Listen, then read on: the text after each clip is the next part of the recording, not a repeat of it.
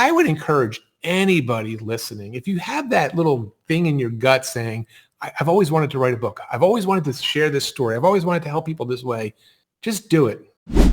Hello there and welcome back to the My Future Business Show. My name's Rick Nusky. I am your host. It's wonderful to be back with you. Hey, look, if it's your first time here joining us on the show, welcome. And if you've been supporting the show for any length of time, thank you so very much for that support. Now, I'm always on the lookout for wonderful guests that are doing amazing things in their business. And today is absolutely no difference because I'm on the line with the wonderful Mike Capuzzi. Welcome to the show, Mike.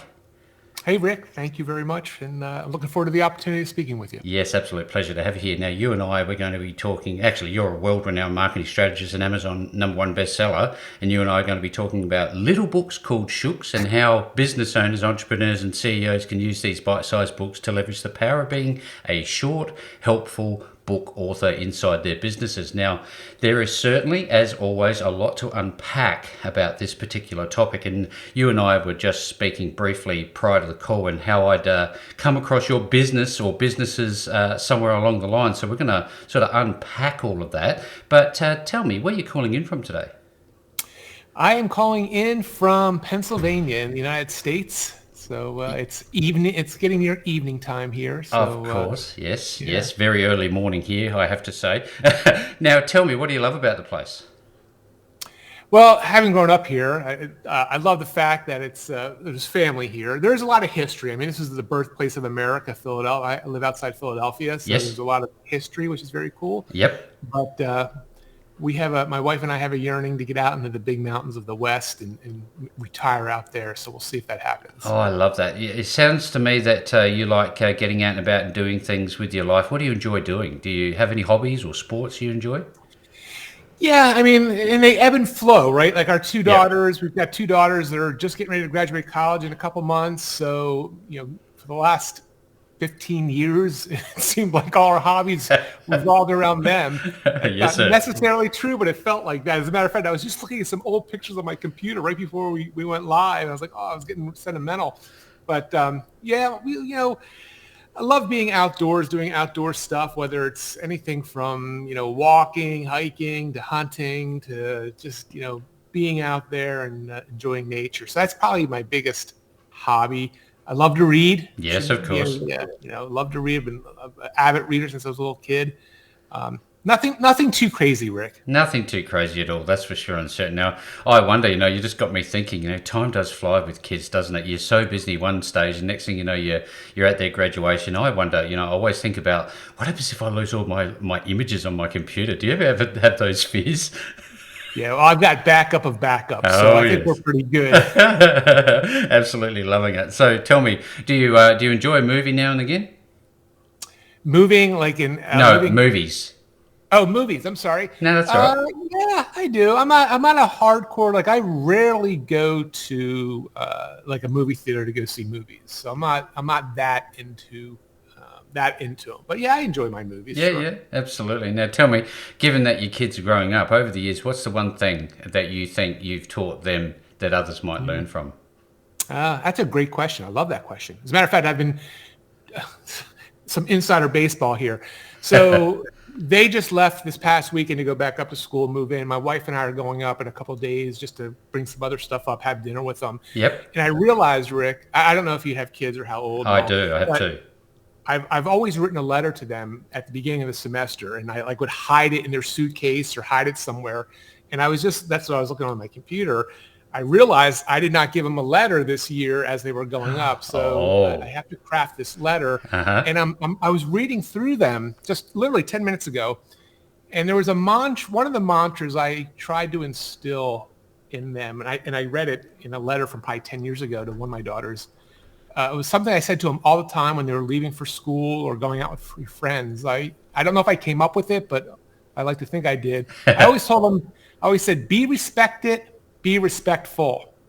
So I was always encouraging them to, be respectful, of course, to friends, adults, whoever. Be respectful. I mean, the world needs more of that for sure. Oh, yeah. But also be respected. Don't let anyone take advantage of you. Don't let anyone, try to put you down or et cetera. So that was a mantra. I actually, a couple of years ago, I started noodling another book idea, and the book title was Be Respected, Be Respectful.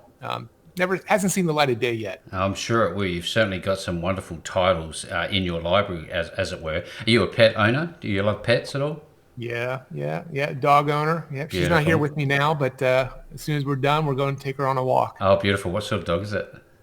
She is an English Shepherd, Oh, which we beautiful. rescued her. We thought she was a mutt, and then someone told us, no, that's an English Shepherd. No.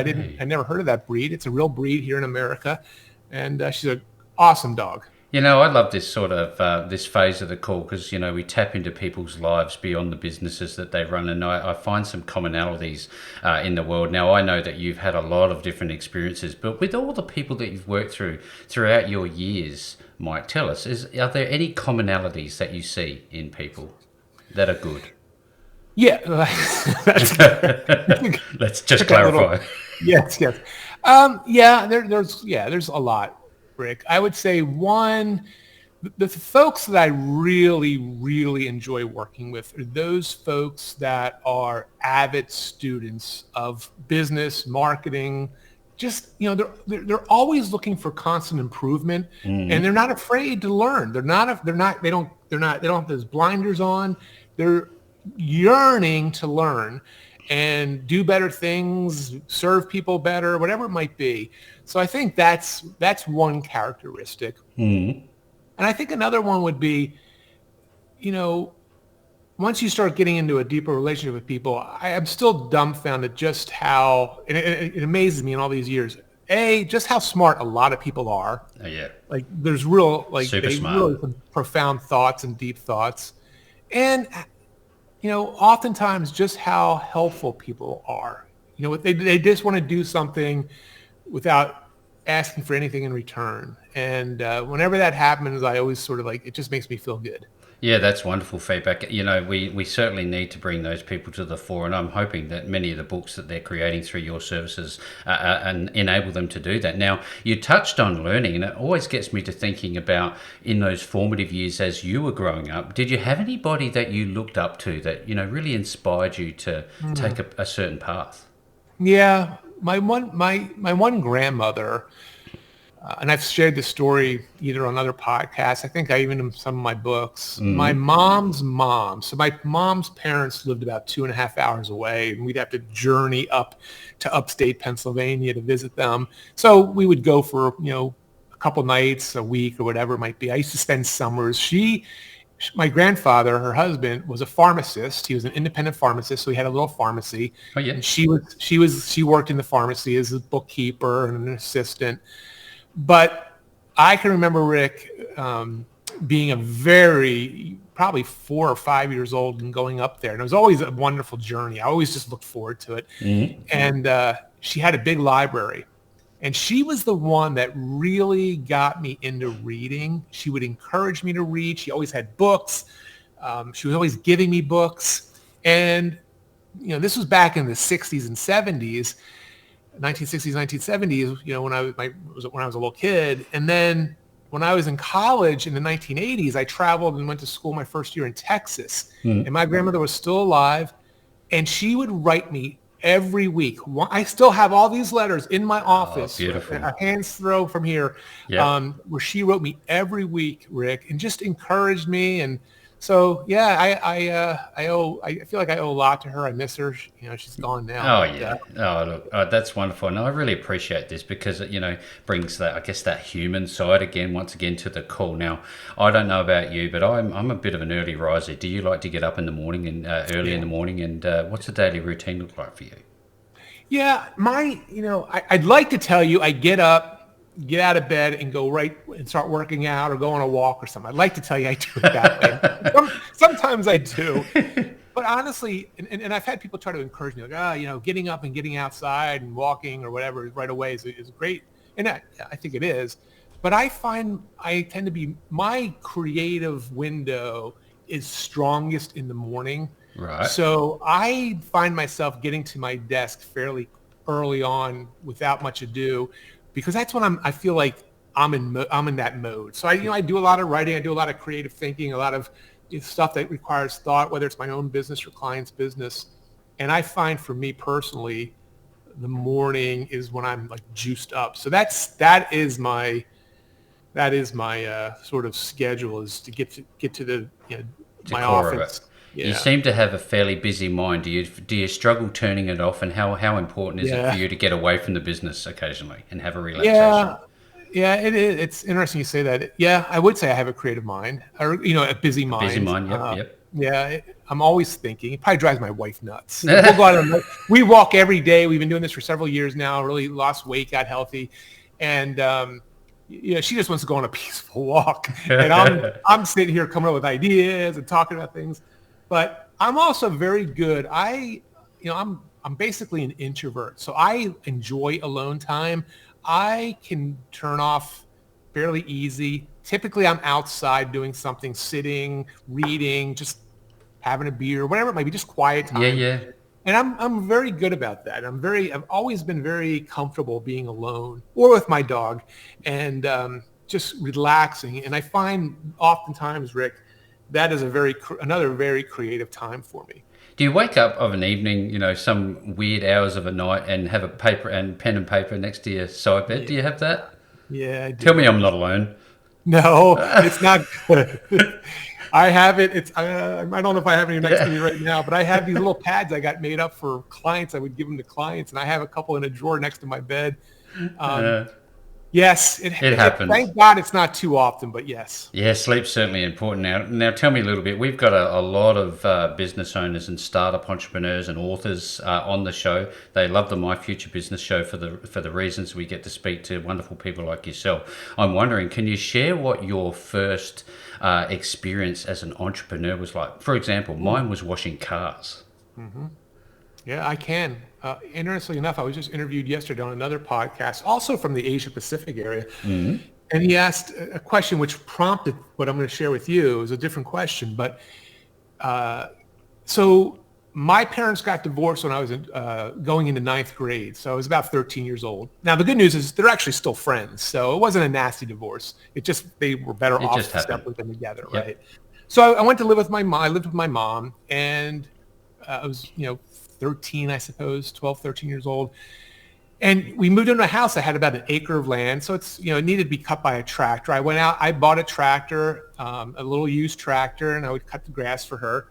But I turned it into my first business. So I was cutting neighbors' yards for years through high school um, on this little tractor. I would take around, drive around the neighborhood, and I didn't even think of myself as an entrepreneur at the time. I just thought I was earning money. But yeah, that was my first entrepreneurial you know Foray, opportunity. yes. Yeah. No, I wonder if from that point forward, time goes by as it does, and you went on to start other businesses. Tell us a little bit about, I guess, that part of your life, that part of your journey. What was your first business, your first real business? Well, I need to actually take a step because I went to college Mm. and studied engineering, Yep. and I came out of college with an engineering degree, and I worked at an local engineering company. So I was very fortunate. I got a job local, a nice job right out of college, and for a number of years did that. And then I joined an engineering software company that was also local. It was a very small company. I was employee number 57, and I worked there for about 7 or 8 years. And over that time, Rick, that's where it was a technical role I was in, but I moved to a marketing role in this company I was working at. Mm. So that's where I started getting my first chops at marketing, and I traveled the world. I mean, this company went from very small to very large, and it was during the dot-com bubble and all that stuff. And I traveled all over, was speaking, training, doing all kinds of very cool things. I met the woman who became my wife, Mm. and right at the height of the dot-com era, which was 1998, I knew it was a great job. I was making a lot of money, but I said, you know what? I finally just said I got to go out on my own. So 1998, I left the comforts of a corporate job and started a software marketing company, which I did for several years. And then there was many different versions of that and Of course, transitions. yes. So Was there any element of fear and taking a risk on yourself? How was that for you? Because I know that a lot of people are so fearful that they are frozen and they don't do anything to start their yeah, own business. Did you have any yeah. of that? Probably, it's kind of a while ago, but I mean, whether it was fear of starting or fear of doing something new or fear of, a marketing campaign or a new product or a new book or whatever it might be, I mean, it still can creep in, right? It still can creep in. We're all human. So, Yeah, yeah, I mean, it's there. it is certainly omnipresent for some of us. Now, how did you decide that writing was going to be one of your key marketing strategies? I was always good at it. I always enjoyed it. I always wanted to be an author, and I still tell myself even today, like I still want to be an author, but a different type. I still never did a traditionally published book that people all over the world have seen and heard about. I mean, I've had a nice level of success self-publishing, but so there's still again different degrees. But it was always I'm a pretty good writer, and I've studied the art and craft of marketing copywriting too. So that was something I've always wanted to learn, and studied the greats from years and years and decades ago, and the current greats, and I just enjoy writing.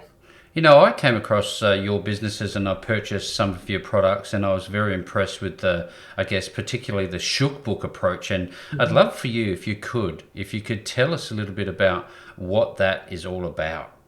Yeah. So before I do, again, I'll take one more left turn Certainly. because it's a good marketing lesson. So, I came up with this concept called a Shook. A Shook is a short, helpful book. And these are about 1 hour nonfiction business books. But I think it's instrumental, Rick, for your audience to know, like, why did I come up with this weird word? A lot of people like it. Some people don't. And a lot of people do what I do, which is help other people publish books. So much like here in the States, there's Burger King and McDonald's, and they each make hamburgers. One's got the Whopper, one's got the Big Mac. It's very important for every business owner, every corporate leader to figure out ways to describe what they do in a way that sounds very unique to them, that is unique to them. And that sounds different than their competition. We all have competition. So how can you structure your products or services and make them sound different, make them be, packaged differently, branded differently? So a Shook is our brand of short, helpful book. And again, as I mentioned, these are about 1 hour, 90-minute reads. They're intentionally short. They are about 15,000 words, whereas the average business book is 75 to 100,000 words. But even though they're short, Rick, doesn't mean they're any less powerful. We've done now over 240, worked with over 240 authors. People, readers, consumers appreciate the fact that they're short. They can be read quickly. They're focused. They're not a super wide book. So that the reader likes it. And obviously the author, I've published 19 short books over the years. I can do that because they're shorter books. And, whereas, a traditional book might take 6, 12, 18 months to create, a Shook can be done in a matter of 8, 12 weeks. And then the last thing I'll say is they follow a very formulaic model. Rick, I've developed this recipe, if you will, for, literally everything from I'm trying to grab one here, the front cover to the back cover, and almost literally every page in between. A structure that works for most business owners and corporate leaders. Now, tell me, I know when I'm reading a book that's written by a machine, and I know a book that's written by a human. How important is it for your customers, people you work with, to be using their own brain rather than the electronic AI type brain? Well, I mean, listen, that AI that's fairly new. So I have not personally encountered that. Again, I bought books on Amazon that you can tell. Yep. I was just talking to a client earlier today where he brought up the whole AI topic, and what I instructed him on, because I'd say 9 out of 10 of our clients, we encourage them to write their own content. Of course, yep. We'll do some ghostwriting once in a while. But regardless, we were talking about AI, and AI is a very powerful tool, as I'm learning more and more about and using more and more. It's a great tool for brainstorming. It's a great tool for, if you can't bounce an idea off of someone, to bounce an idea off, ChatGPT or whatever. So it's great for research, creating outlines, stuff like that. But I agree 100% with you, Rick. I would never, ever take, at least this point in time in 2023, take the content of it and throw it in the book and call the book call it my book. Yeah. I don't think I would ever do that. I think you can use it as an aid, but to rely on it 100%, I think Here, is a big mistake. here's a key. AI can never replace original stories coming from the source. It can't make up stories that you've lived, Yeah, can that's it? a great point. Absolutely. You know, Absolutely. Yeah. and so look, I'm sure and certain they're a tool, they're a guide, but they're certainly not the be all and end all, at least at this stage. Now, Yeah. how many books have you written? And you've got two Amazon bestsellers. Two of them we hit number one for a number of months, so they're like real legitimate international bestsellers. The Magic Yes, of Short sir. Books and the Yep. 100-page book, and then there's like 17 other books. Now some of the books, and this is kind of an insider baseball also. Some of the books, Rick, are not really published. Right? We created them for an event or something. They were given out at an event, or they were given out only as gifts for certain things. So, but yeah, I'm up to 19. That's crazy. Now, they seem to me like something that you can give away and, post to people to say thank you. There are so many different, I guess, ways you could use them to market and promote yourself, your business, your colleagues. What are you seeing as being the most effective that you've done so far? Well, there's no one thing. I wish, it'd be neat if I could say, hey, just do this and Just do that. you know, Yep. and by the way, the books that we publish are typically given away. Yep. My most recent book, which was just released publicly past summer, is called The Magic of Free Books. And it's all about how to make money by giving away a book, which, may not sound like you'd have to think about it for a moment. But we're not worried about selling a book for $10 and making $1. That's not what we're talking about. That's a whole No. other model, but that's not the model we're focused on for our clients. Ours are marketing tools, sales tools. They are designed to be given away. Yep. So there's a lot of very smart strategies, Rick. There's, I'd say 2/3 of our clients are local business owners, the local doctor, the local dentist who does a certain type of procedure and wants to be known for that. So 2/3 of our clients are those, and then 1/3 are people like you and me that would have more of a worldwide audience.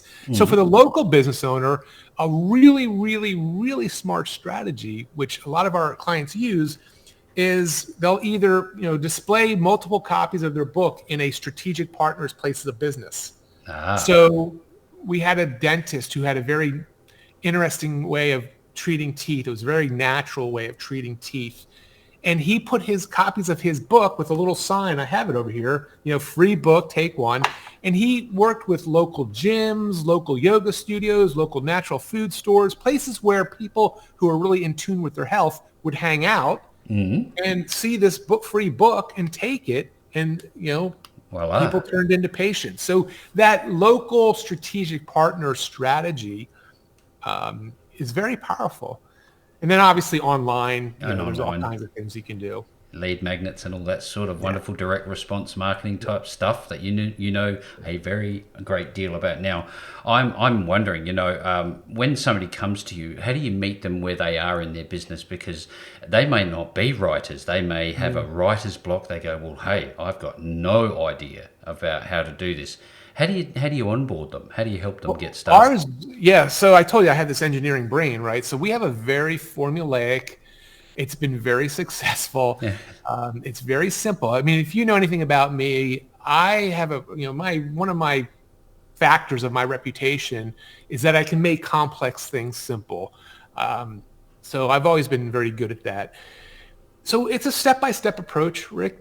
All our clients work directly with me. So I'm working directly with them through Zooms, through phone calls, and we just take them step by step. And you're right. A lot of folks, initially will think, well, how am I going to do this? But we make it, we approach it in a bite-sized manner. One bite, another bite, the next bite, and before you know it, you're eating dessert and your book's done. So Makes good sense that you call it bite-sized books. I'm wondering, are you writing anything at the moment yourself?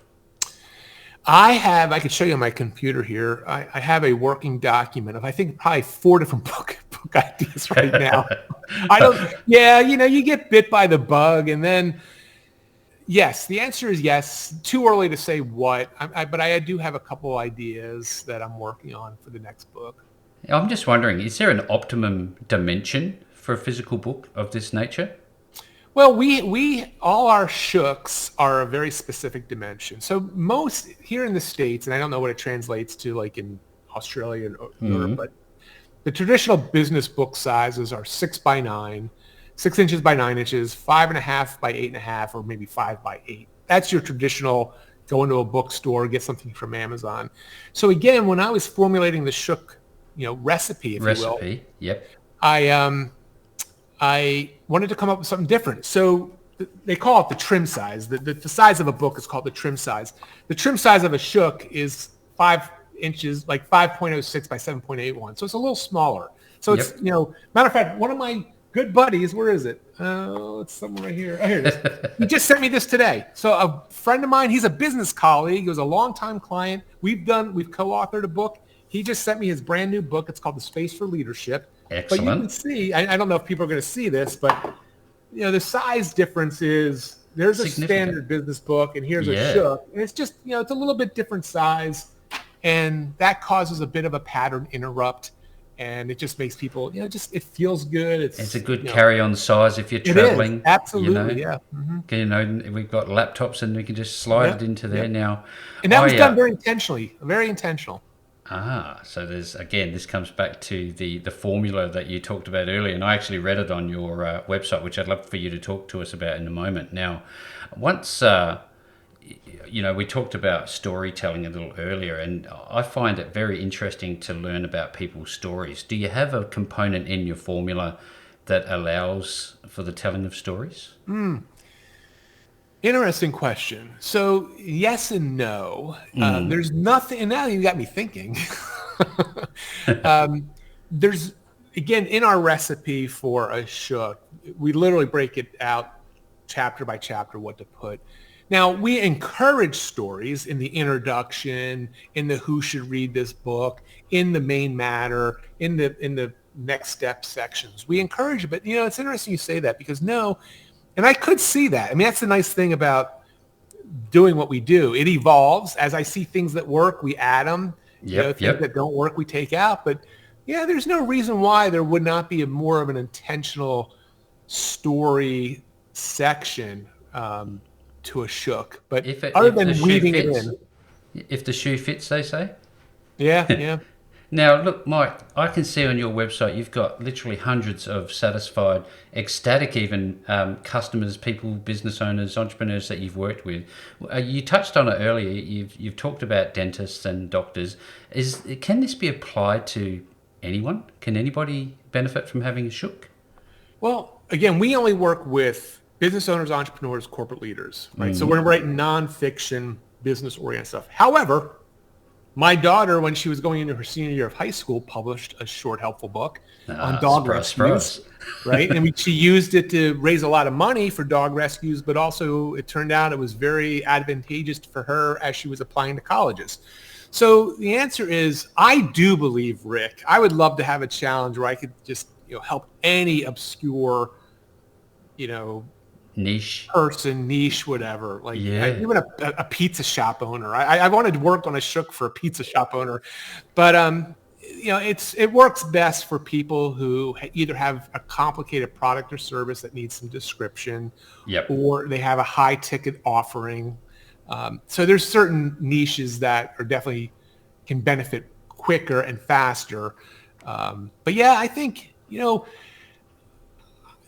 the one thing I'll say, Rick, and I know you're an author. I think we're going to have you on my show here in the future. Oh, yes. I'm very excited about it. So, the thing about being a book author is if you write a good quality book, you don't know who it's going to help. But chances are it's going to help a lot of people. You don't know. Not everyone leaves you a review. Not everyone emails you. Not everyone comes up to you at an event and says your book changed my life.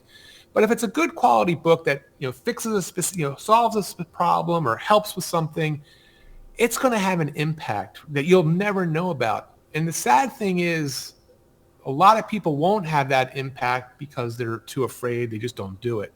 So I would encourage anybody listening, if you have that little thing in your gut saying, I've always wanted to write a book. I've always wanted to share this story. I've always wanted to help people this way. Do it. Look at what I do. There's so many resources out there. Just do it. Yes, that's great feedback. I've absolutely loved this call. You know, time flies when you're having fun. I'm just wondering, before we wrap up, Mike, if you could share a little bit about bitesizebooks.com and what people are going to find on that website, in particular, your author program. Yep. So Bite Size Book is our publishing business website. My main site's mikecapuzzi.com. So both of those, and then our podcast is the Author Factor, I was going to ask authorfactor.com. you about that. Those are the three. Again, in hindsight, I probably should have just kept one, but that marketing mind. Oh, I got to have a website. But Bite Size Books does describe, it introduces you to the kind of clients we work with best. It introduces you to some of our authors, and Rick, I don't hide anything. Our pricing is right on our website. We're Yep. very fairly priced. And yeah, there's some great information there. You can, with your permission, I'd like to offer your listeners a chance to even read 3 of my shooks for free.